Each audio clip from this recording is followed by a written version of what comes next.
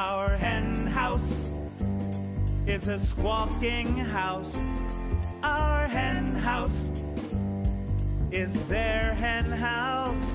Our hen house, ooh, it's a funky fresh house. Our hen house is your hen house.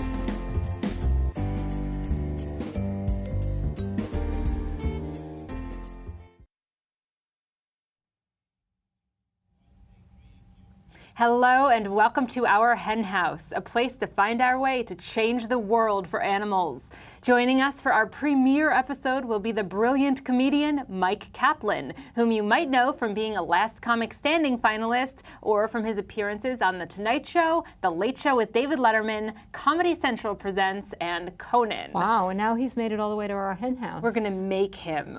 Mike is a very funny guy, but he takes animals pretty seriously, though he's still funny. But he's serious. Then we'll be joined by Ella Nemkova, who's bringing new dimensions to cruelty-free cuisine with her Brooklyn-based Faux Gras company, and that's Faux Gras, not foie gras. Lucky us, she'll be bringing some of her pate for us to try. Yeah. We'll let you know what we think. I cannot wait. But first, we'll tell you a little bit about ourselves and about our plans for the brand new Our Hen House TV show. Plus, we'll be giving you the skinny on the latest happenings with animals this week.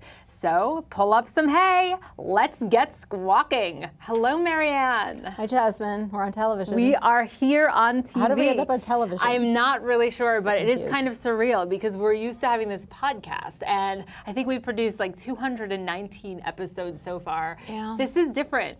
This is way different. Does it feel different to you? Well, I have heard a rumor that people can see me, and I'm a little disturbed by it. Well, the thing is, when we record our podcast, we're usually totally naked. That's so not true. They made us That's not true. put clothes on. Everybody out there, get that visual out of your head right now. Anyway, we do run ourhenhouse.org, and we're thrilled to be with Brooklyn Independent Media. And we're actually thrilled to be here in Brooklyn. We just moved here, actually. It's going pretty well. I really like it. I'm digging it. I only lived in Manhattan for about 10 million years. Yeah, you moved to Soho in like 1892 or something like that. I don't know. But it was a long time ago, not quite that long ago. How do you feel about Brooklyn? But it had 80 in it, I have to say.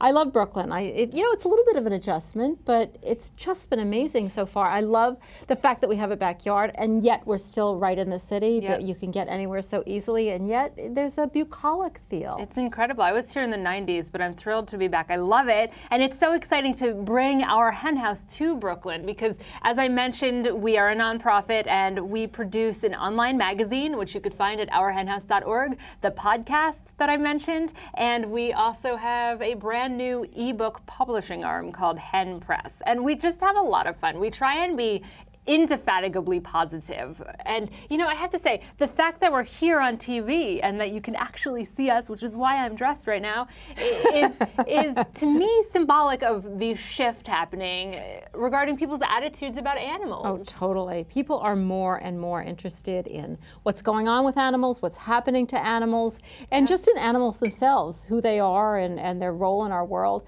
Animal rights seem to be really entering mainstream. And why don't you tell everybody how you first got interested in animal rights? By the way, I made this macadamia nut milk this morning, and I put it in my tea, and it is so good. I know, it's delicious. That's why I'm just going to keep drinking it. But yes, I actually didn't come from a background of being a quote-unquote animal person.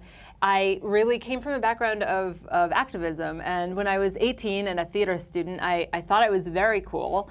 So I used to wear all black and smoke clove cigarettes. Actually, I didn't even inhale them. I just kind of held them. It sounds like you were totally unbearable. I was absolutely unbearable. And I kind of thought I would be a vegetarian. I thought it went with my wearing all black and my fake and you talked smoking. like Cholula Bankhead. Kind of like that. And I did it. I didn't know anything about animals. I actually used to say I'm vegetarian, but not the mean kind. What was that supposed to mean? I think it might have meant not vegan. Oh, which of course I am now. So I'm the mean kind. That came back to bite you. I'm not mean. I'm nice.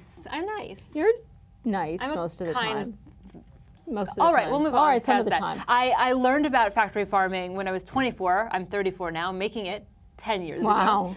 Yes, and I had been involved with AIDS awareness activism and LGBT stuff, and I just kind of thought, okay, this is happening with animals, and not a lot of people know about it. So I decided that would be my cause. I left a career in acting, and I switched to a career in activism because I figured that's where the money's at, and now I'm here. Yeah, we're raking it in. You actually have a much different story. Mariann is an expert in animal law. She teaches animal law at Columbia University and Cardozo Law School. And how did you kind of jump on the animal bandwagon? It wasn't that different. I think I'm a little bit more touchy-feely with animals than you are, but not super. You have that desire to like make out with your neighbor's dog. I like to snuggle with an animal from now and then. But really, it was when I got my own dog for the first time, and that was my beloved Calhoun. God, I love that dog.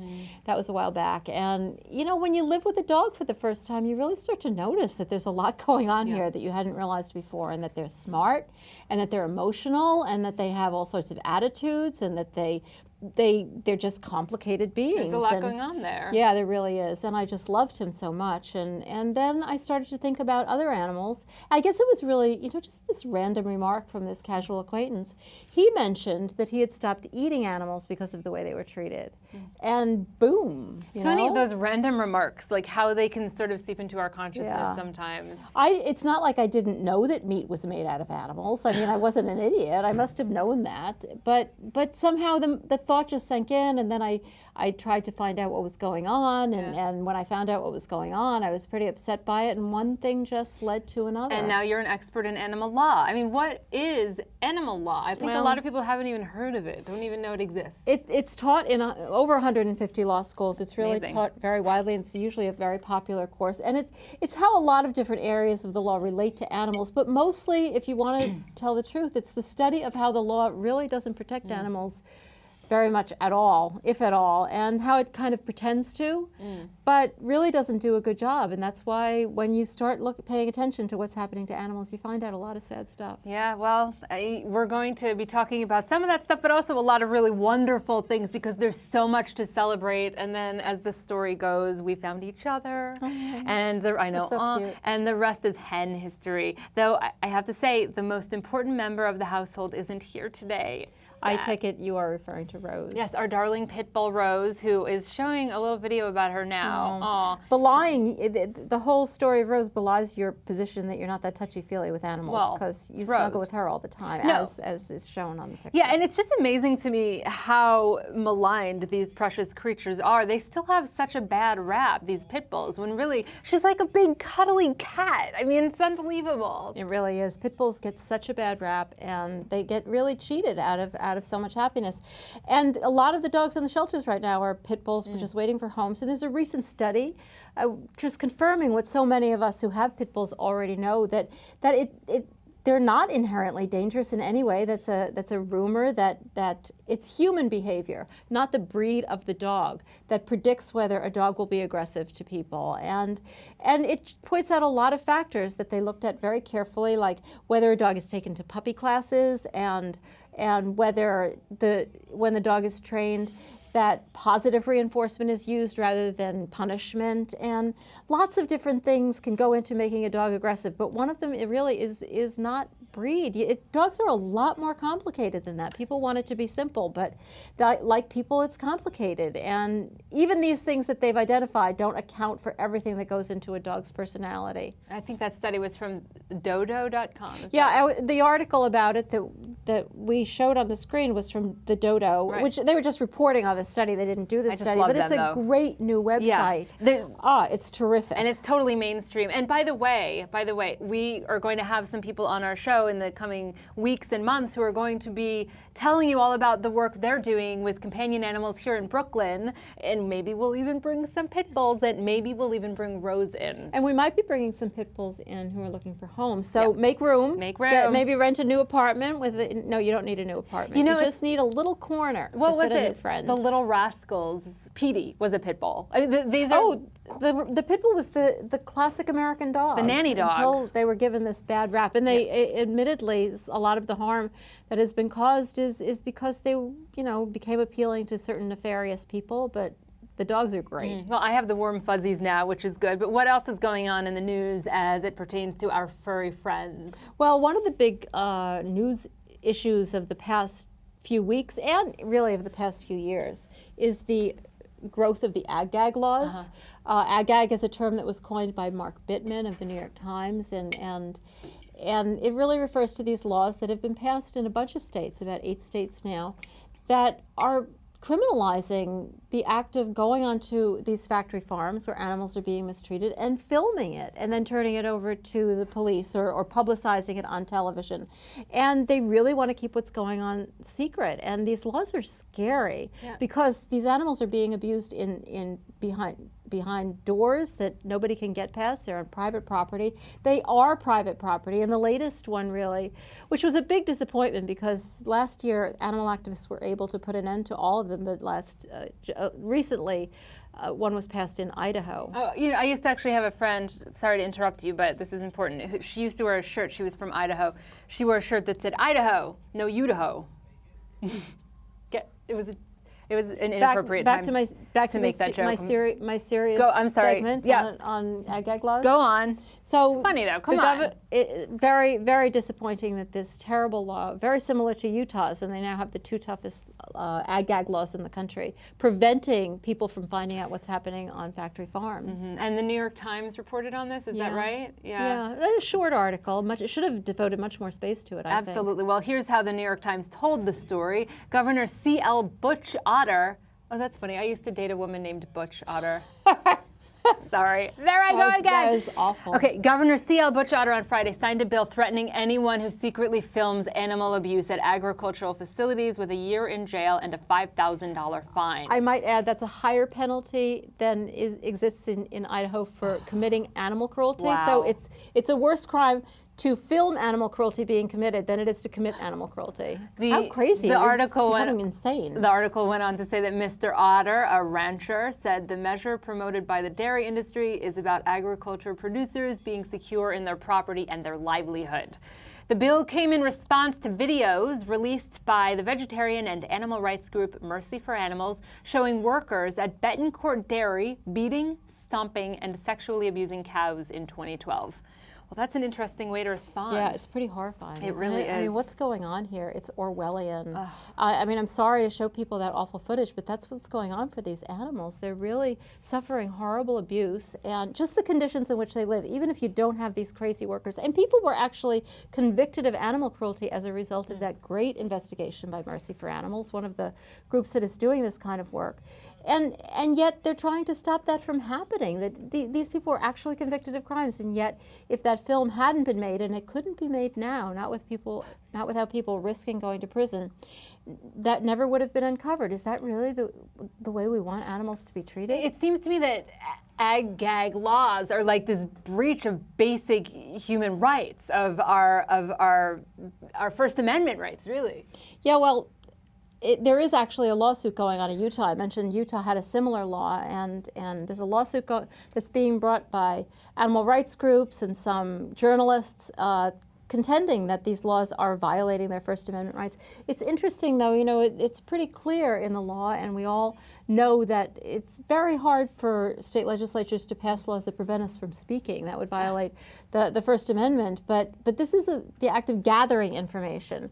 And if you think about it, that's just as important to our ability to know what's going on in the world. Is people have to be able to get the information in order to talk about it. But so there are interesting legal issues there. We'll have to keep an eye on that lawsuit. We'll keep an eye on the lawsuit, and we'll also let's have Will Potter come on. He wrote Green is the New Red, which is not to be confused with Orange is the New Black, by the way. But anyway, we can have them on too.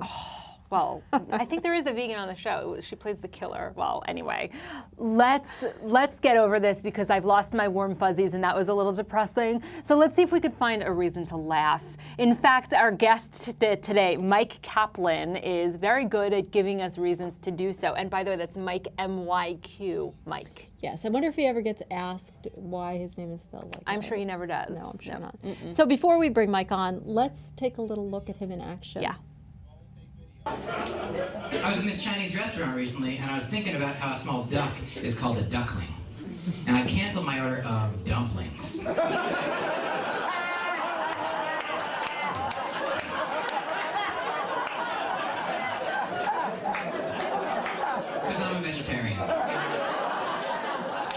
people hear that, they assume I'm into other kinds of activism. They're like, oh, you're a vegetarian. Do you care about the environment? No. I eat the environment. And as a vegetarian, I support, of course, gay marriage. And let me elaborate briefly, because I love gay people. My wife is gay. She's half gay, half Jewish, so my parents are happy. We have an open relationship. It's very open. It's a divorce. Divorce, so common these days. 50% of marriages in this country end in divorce. That's 1 out of every 2 people. So it's either going to be you or your wife.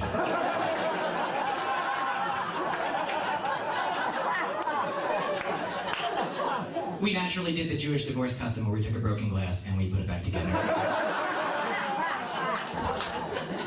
My grandmother doesn't want me to marry a non-Jew, and I don't want to marry anybody again, so we basically agree. But she's always saying things like, you don't want your kids growing up wearing a cross, do you? And I'm like, I do if they're fighting vampires.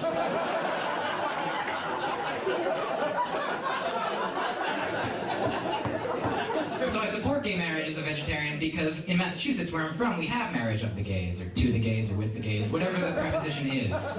Probably betwixt, I think that's the gayest preposition. And right, we have marriage betwixt the gays. And a lot of people in their arguments against it, they jump to animals. They're like, in Massachusetts, you can marry a gay person. What's next? You marrying an animal?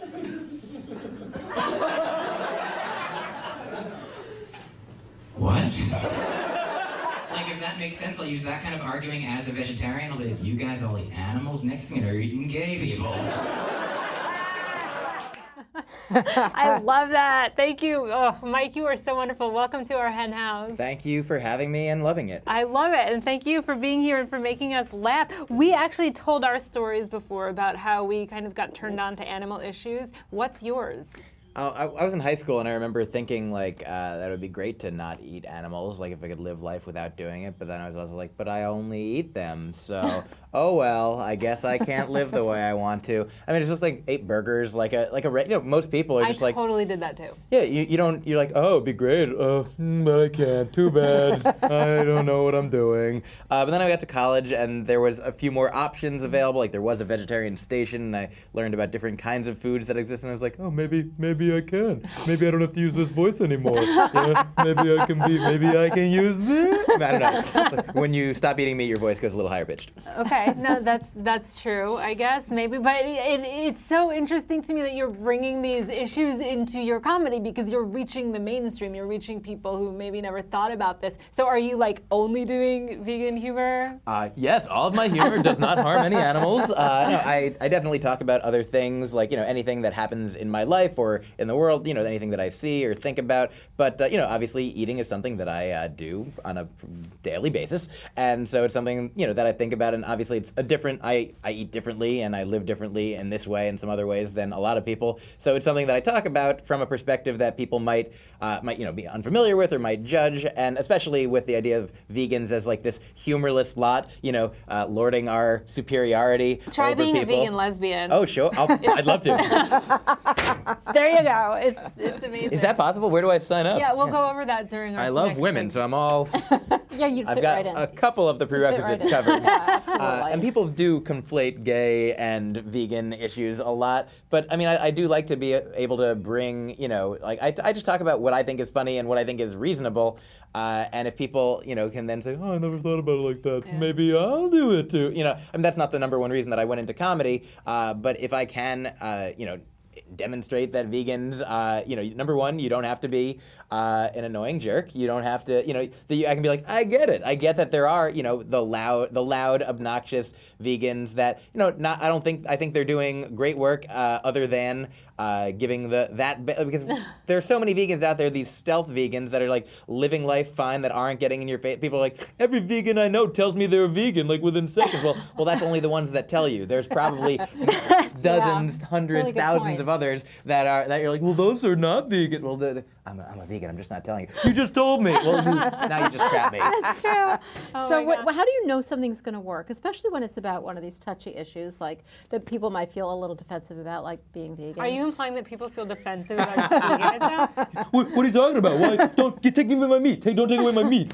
I don't. I mean, number one, I don't know what's going to work. I just know what I think is funny, and there's a varying stages of like trying out material. Like so when you start out, you go to open mics, and like at every stage, you always have to be willing to risk rejection and fail. And I mean, what's for me, like high school was horrible. So like anything that happens in comedy is nothing compared. Like what's the worst that happens? A room full of people hates me. That happened every day, but it was the same people. Like at least an audience doesn't like you. We're like, oh, I'm not going to hang out with you guys anymore. Yeah. But with school, it was like every day. Yeah, well, I had that same experience. I'm just saying, but I have to say that one of the most fascinating things that has happened to you recently, according to me, is that you had some of your jokes stolen by a butcher shop. It was a weird thing. That this one joke that I told on Conan, which was about how sort of the idea that vegans are perceived as weak because look, and but that I would fight anybody, in 50 years when I'm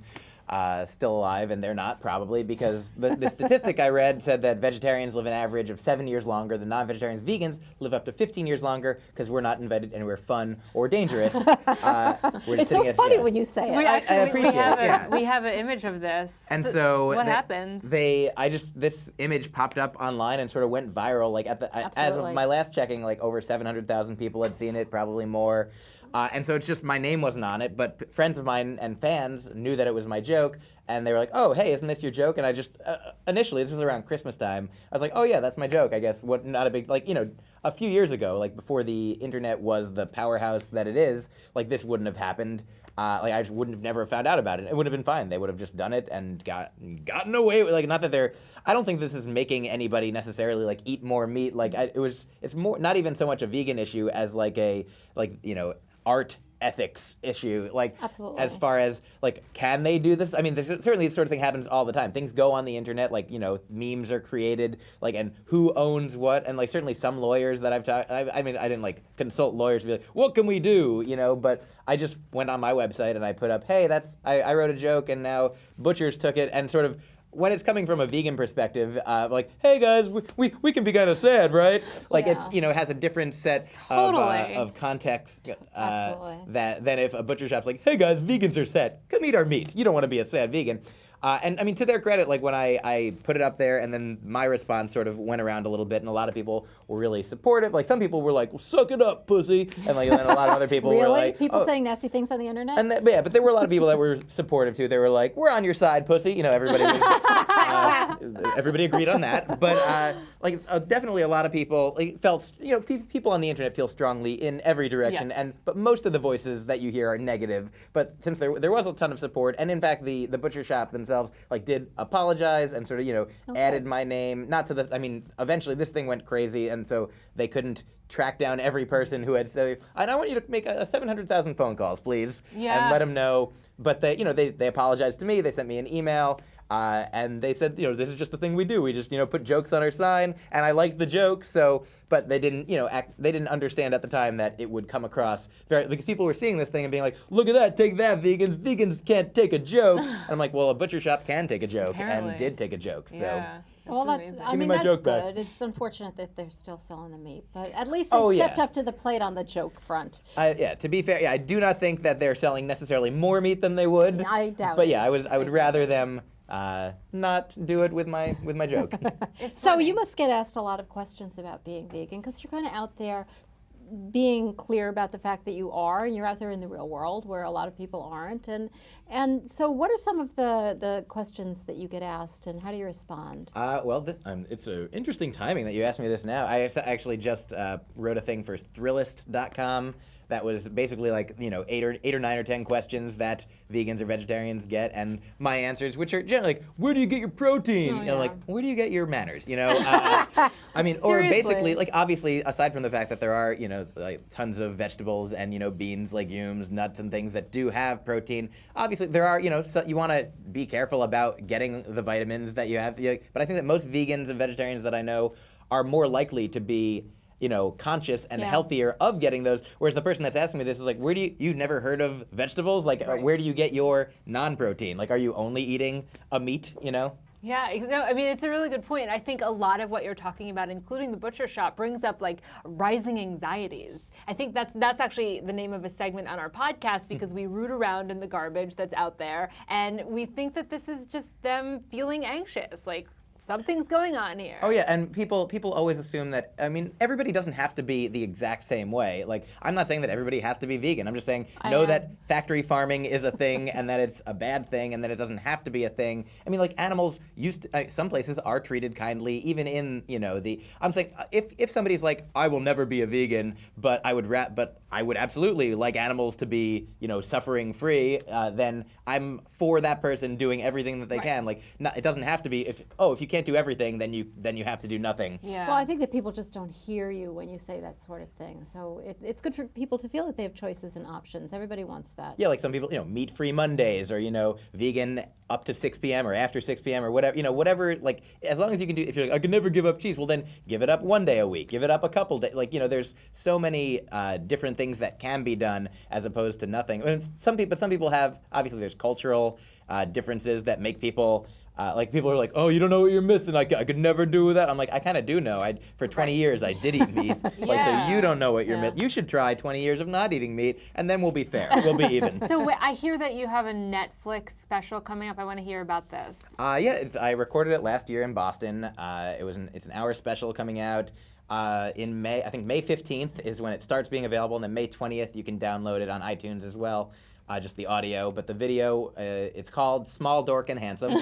That's amazing that you got cast for that. Oh, yeah. I mean, it's just like... It was kind of perfect. Yeah. And in fact, the joke that I told on Conan that the butcher shop put on their window or their sign, that joke is on there. And then in the audio download, there's going to be a bonus track, me telling a story about a friend of mine who responded to it, and this sort of weird... kind of amazing story that resulted from it. That I'm not glad that it happened. I am, given that it happened, I'm glad that I had this experience and this story arise. So watch it on Netflix and or buy it, download it, or just send me money. Like, I'm happy, whatever you want to do. Like, live your lives. Live your lives. I know that you live your life here in Brooklyn, New York. Do you have any go-to restaurants that you particularly love? Right near here is one of my favorites, MOB. Oh, yeah. Oh, I love MOB. We love it. Later tonight, I'm going out with my girlfriend for a birthday week dinner at Pure Food and Wine. Happy birthday. Thank you from her. And I guess my favorites are like the Blossoms mainly. Their little enterprise. I love the Blossoms too. There's so much vegan food everywhere. It's really it's hard to. The V-Spot, it's nice. The Candles, Caravan of Dreams, Beyond Sushi, Soy and Sake, where we last saw each other. Right, that's right. We ran into each other there. I just want to know, Mike, that I find it interesting when I watch stand-up. A lot of people are very self-deprecating, and yet there's people like you who make you think. Is that something that Not me. I'd never make, no, please. You're not going up there and being like, even though the name of your special is Small, Dork, and Handsome, you're not going up there and just like poking fun at yourself. You're causing people to think outside of their comfort zones a little bit. I think that this is a very interesting, unique kind of change making. Is that how you see it a little? Sometimes I do reach people by, I feel like vegans are deprecated certainly enough that, and I'm sort of laughingly playing along, like whenever I'm coming at a topic that people are not, that is not the mainstream, whether it's like relationship structure or sexuality or belief in religious belief in God or what have you, or veganism, diet, lifestyle. Like, I always understand, I get an idea of where most people are, and I don't, compromise where I am, but I used to, like on my first album, Vegan Mind Meld, I think this is a joke on there, where when I introduced, I said, I'm a vegetarian, are there any other douchebags here? And that sort of, hopefully lets people know, I understand, like, I know what people think when people hear vegetarian, vegan, lesbian, feminist, activist, whatever it is, like all these things that are, the rational definition of them is that, like, with feminism, like, there's been a study that said basically the same thing happened with Obamacare versus the Affordable Care Act, that people are for the Affordable Care Act more than they're for Obamacare, even though they're the exact same thing. Like, people are for the equality of women, but they're not for being called feminists, even though that's what a feminist is. Yeah. And so the same way, like, maybe I should get rid of. I'm not a vegan anymore. I eat all the same foods as vegans do. But oh no, I'm not a vegan. You don't want to be a vegan. There are people like that. I mean. Do you get a lot of pushback from people, and do you find that things are shifting at all? I mean, we just seem to think that people are becoming more aware of what's going on with animals and more sympathetic to people doing something about it. You're really out there confronting people with these issues. Have you seen any shifts? I mean, definitely. Like, I mean, the number of vegan restaurants that exist, like, in places that you wouldn't expect them. Like, I mean, people usually, one of the questions that I always get asked is, like, how do you eat on the road? How do you, I mean, I understand New York City or LA, but where do you, but, like, you know, tons of college towns have tons, like, a burgeoning vegetarian community, and, like, every major city has, like, if you Google, you know, vegan and something and the town name, something will come up. Like, most places, like, know what a vegan is, at least. They know they don't like them, but they're like, oh, I know what part of town you have to go to get this food. I know what co-op, I know what restaurants, you know, have it written on it. Like, so there's definitely more and more places compared to when I started doing comedy. It's so exciting. It's an exciting time to be involved, and you can learn more about Mike and stay up to speed on his happenings at MikeKaplan.com, and that's MyKaplan.com. And thank you so much for joining us, Mike. Thank you for having me. Actually, do you mind hanging around, because we're about to try some amazing vegan pate? I enjoy amazing vegan pates. Then you're in the right place. Then you are going to Nobody told me about it before. This wasn't planned. Not at all. No. So while we're getting the faux gras set up, let's get a glimpse into what our next guest is all about. Yes, I can't wait. I have fooled Jewish grandmothers.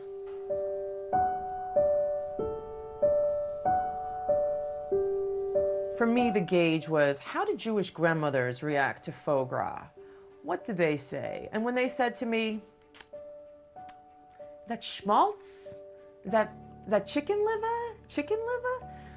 I thought I was onto something. I think that a lot of people are putting faux gras out at dinner parties, at holiday tables. I know a lot of people bring faux gras to their grandparents' Passover tables, and they say, look, Grandma, it's just like your mock chopped liver. And Grandma's like, no, mine's better. No, what is this stuff? And they try it and they like it. What's nice about it is that Jewish grandmothers are now fooling Jewish grandfathers who maybe have high cholesterol, or maybe the doctor said they can't eat any animal fat anymore, or that they needed to reduce the amount of meat that they're having. They serve them faux gras, and the men are completely fooled. Hallelujah. Hi, I'm Ellen M. Kova, the founder and chief executive faux graspreneur for Regal Vegan, Inc. out of Brooklyn, New York. The Regal Vegan is a food company that I started to make vegan foods more awesome. It's to make vegan food more accessible, make vegan, you know, kind of change the paradigm of what vegan food is, so it's not, you know, what we used to think it is, and to change it into something that is awesome and decadent and something that we aspire to have. So there could be decadent and rich foods that I liked. I love that video, and I love that food. And after watching that video, I am so excited that we not only have Ella right here in the studio, which is in Paris suddenly, but we're going to try some of the pate that we just saw. And it's made right here in Brooklyn, by the way, by the Regal Vegan, the Parisian part of Brooklyn. Yeah. It's new to us too, but the Regal Vegan is here to talk all about it. Welcome, Ella. Thank you. What did you bring for us today? Well, I brought a whole basket of treats. Oh, look at that. I'm so excited. We've got our famous faux gras, our walnut lentil caramelized onion pate. We've got our basilicotta. This is our basil cashew cheese, ricotta style. And our brand new, just launching product, our Superfood Pesto. That's incredible. What's super about it? Well, I just love this food. It's like not cruel. And it's so good. But what is so super about the pesto? The most exciting thing about this pesto is I was able to get a whole bunch of kale into every one of these containers. No kale. way. All hail kale, people. Not to mention parsley and basil and walnuts and sunflower seeds and all kinds of really nice extra virgin olive oil from California estate that makes beautiful pure olive oil, because we really care about ingredients. So That is amazing. You know, one of the great things that people just don't realize about vegan food is that you can be so decadent and yet still be healthy at the same time. Yeah. Well, decadent is a really big part of what Regal Vegan brings to the table, because I think just because you're vegan, it doesn't mean you have to eat straw and grass and a little bit of like the carrots that you stole from your rabbit cage. Right. Well, there's those too. Those are good. I love straw. Yeah. Actually, Mike, have you tried this before? I have had the faux gras from right here at the co-op. You've from the Slope. okay, cool. But have you had the pesto or the what is this called, Ella? Basilicota? Basilicota. I have not. Basilicota? Okay, well here. I have not had the basilicota. I'm sure it's I would disgusting. Why love don't you to. just? Are we doing no. the rest of the show in Italian? Yeah. Well. Can I well, just use this? Go for it. try Try it. Please, all right. Okay. He likes it. I do. And Ella, you've traveled all over the world, as is sort of evident from your food here. What would you say to people who say, I just really love this particular food that is very rich for my culture that is based in animal products? What would you say? Well, I can tell you that faux gras is very much based on a product I grew up with here in Brooklyn, which is like chopped liver, like this like pate, foie gras kind of, there are so many foods out there to experiment with today, and so many things that make up for the dairy, that make up for the meaty, that make up for the nutty, that make up for the crunchy, that all you need to do is reach for the internet to find out what those substitutions are. Or reach for the faux gras, as it were. You know, you mentioned foie gras, and one of the amazing things about your product is that it can help people give up that horrible product, and I think people don't even realize not all pate is foie gras. All pate has some cruelty in it, but foie gras is just one of the cruelest foods there is. They actually force feed the ducks by sticking metal pipes down their throats and pouring literally pounds of food into their stomachs until their liver becomes diseased, and then they kill them and they sell the liver. It's just awful. And you actually participated in a lawsuit, I understand, against a foie gras producer. Hudson Valley Foie Gras was advertising themselves as the humane choice. Oh, come on. And anybody This who is the knows humane choice. what foie gras is knows The nicest Nazi. anybody who knows foie gras knows that there's no way that it can be humane. And faux gras is really the only humane foie gras. So we went to court with the help of the Animal Legal Defense Fund to get them to take down their advertising. Like, stop ruining the word humane. Yeah, absolutely. I mean, like you're saying, this is truly what humane means. And there is a cruelty-free alternative to every kind of food out there. As you were saying, Mike, before, even if you're not like, I don't want to be a vegan lesbian like that woman with the tattoos. And Why not?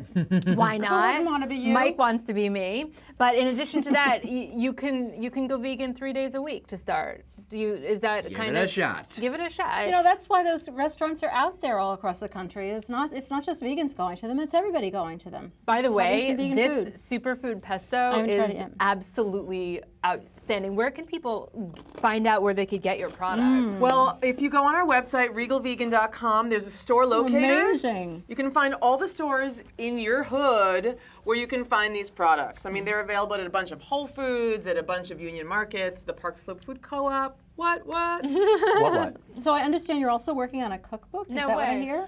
Yeah, I'm working on a cookbook. I mean, it's it's hard to launch 150 things all at the same time. So What the hell? a cookbook was my way of getting these recipes out to people who have a cultural background that they feel is important to them, that they feel close to, and that they want to honor. Yeah. And you know what? I want to honor foods too. I want to honor cassoulet. We are in Paris, after all. We are in Paris. I was going to do this whole thing in Paris, but I that would be awful. I know the only thing I know how to say in French is "Me llamo Jasmin." So that's Oh dear. yeah, that's bad. Spanish, but- That's Yeah. Spanish, whatever. But Basilicota. Bravo. So Ella, do Fantastico. you think people are often surprised when they taste this that this is so rich and decadent? Because this is absolutely outstanding. One of the most common reactions I have when people try the faux gras is, oh my God, that's amazing. I can't believe it's vegan. Yeah. And today at Smorgasburg Market, where we have a booth every weekend, somebody said, a French woman, mind you, a real French woman, not like you, who said, I am French. Not faux French. incroyable. She was shocked, so- at how good it is because she was expecting, this is going to be some weird vegan thing. I must try it because I'm French. Right. Yeah, But she the thought it was incroyable. French are pretty stern about their food, so that's high praise. Well, they really feel that it's their cultural right to have foie gras and, all their fromage. I think that you point out just a really good point, and one of the things that keeps people from thinking about going vegan is this idea that they'll have to give up foods that are really an important part of their heritage. And I love being in Brooklyn where there are so many different heritages and finding these foods that can substitute for and carry on that heritage, not deny it. And that's exactly the theme that you're working on, isn't That it? is exactly the theme I'm working off of. Don't give up your cultural heritage. Just give up a little bit of that animal product that's in there. Well, we need to Not so hard. evolve. I mean, we evolve. We all evolve anyway. So let's eat some more of this. Yeah, if you want, give up your cultural heritage. I don't care. Yeah, totally. I just There's so many solutions these days. And, faux gras, basilicata, our new superfood pesto, they're really attempts to, bridge the gap for people. You want to have something decadent and hearty. Yeah. It doesn't have to be only an animal product. You can have decadent, hearty, rich, creamy, savory foods that are also vegan, and that's what we at Regal Vegan really want to bring to the table. You are bringing it to the table, literally, and thank you for bringing us these amazing treats today, Ella. Oh, I have 2 more treats for you guys. Is it edible? Because I'm digging it. Literally digging it.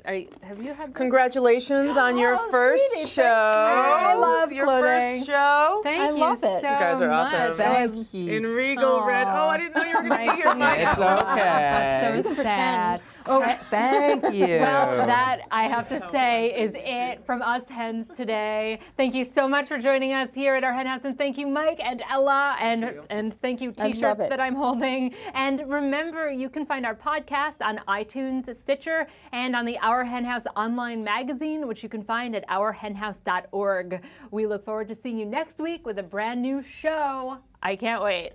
So exciting. This was great. Thank you so much Oh, and for it's, being here. I love this. I love this red is shirt. my color. I'm going to wear it to Our Tab hen class. house is a squawking house.